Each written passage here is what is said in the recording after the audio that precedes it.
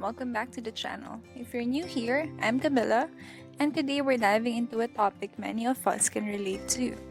Trying to control your carbs or your diet, especially when eating out. Let me tell you, this week, with my menstruation week in full swing, those cravings are on another level. But I found a way to navigate it, and it involves revisiting a newly renovated gem right here in my area. That is Ebi-10.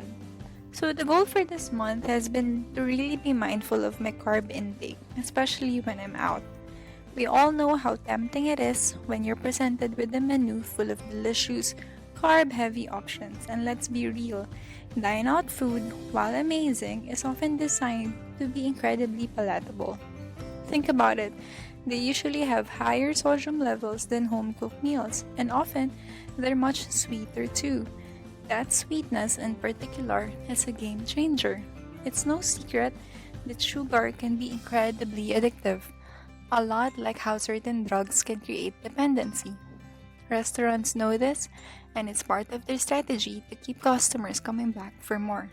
It creates an intense craving, making it harder to stick to your health goals. And then you throw in menstruation week, ladies, the cravings are amplified.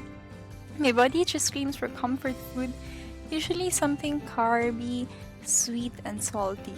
So, facing a lunch out this week, I knew I had to go in with a strategy. How do I enjoy myself, still get that satisfaction, but not completely derail my carb control efforts? That's where Ebi-10 comes in. So if you're from my area, you probably know Ebi-10. It's been a local favorite for Japanese cuisine for a while. The dish just underwent a massive renovation and I've been dying to check it out.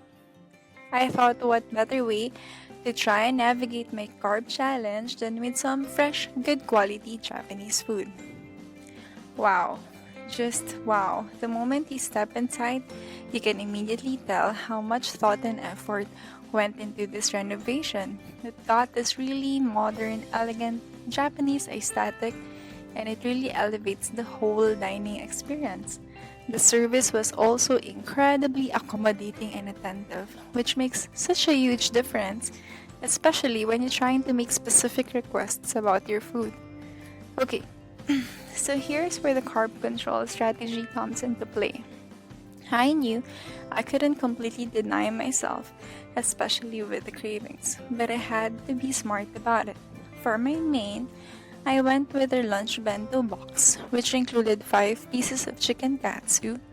For the sides, it came with a small canny salad, a refreshing cabbage salad, and a delicious onion and beef stir fry.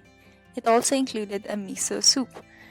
Now the crucial part, I specifically asked to lessen the rice. This is key when you're eating out, especially at Japanese restaurants where rice is a staple. I made sure to pair my main chicken katsu with all the other amazing vegetables provided. That combination of protein and fiber is so important for satiety and managing blood sugar. To help with those sugar cravings, I also requested my calamansi juice to be without any added sugar. It's naturally tart and refreshing, and the sourness can actually help to counteract the desire for something overly sweet. But I also allowed myself a little treat that was still relatively low carb and high in good fats and protein. We ordered 4 pieces of their tuna ponzu sashimi. It came with a delightful mango cucumber salad, some crispy kamote threads for texture, and a light ponzu sauce. The fresh tuna and vibrant salsa felt indulgent without being heavy on carbs. And let me tell you, everything was incredible. The chicken katsu was perfectly crispy on the outside, tender inside, and eating with these fresh salads just makes it feel so much lighter and more balanced. The tuna ponzu sashimi was just divine. The fish was so fresh, and that salsa was a burst of flavor. It really hit that spot, giving me that indulgent feeling without the carb overload. This is why I love good quality Japanese restaurants. Beyond just the taste, the ingredients are often incredibly fresh, and there are so many other options that naturally lean towards being healthier and lower in carbs if you make conscious choices. The focus on fresh fish, vegetables, and lean proteins is a huge plus. You're getting good nutrients and often it feels cleaner than other cuisines. And for dessert, because it's the time of the month, I did allow myself a little something. We had banana tempura. But again, mindful portions. I just had a couple of pieces with about 2 tablespoons of vanilla ice cream and some brownie bits. It was just enough to satisfy that sweet cravings without overdoing it. It's all about balance, right? Overall, my experience at the newly renovated Ebi-10 was fantastic. With a bit of strategic ordering, I managed to enjoy a delicious meal without completely falling off the carb control wagon. So, if you're in my area and looking for a beautiful spot with great Japanese food, definitely check out Ebi-10. And if you're trying to manage your carbs while eating out, remember, be clear with the requests, focus on proteins and vegetables, and allow yourself with small, mindful indulgences.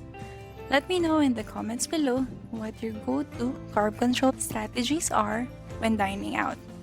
Don't forget to like this video, subscribe if you haven't already, and hit that notification bell so you won't miss my next video. Thanks for watching, and I'll see you next time. Bye!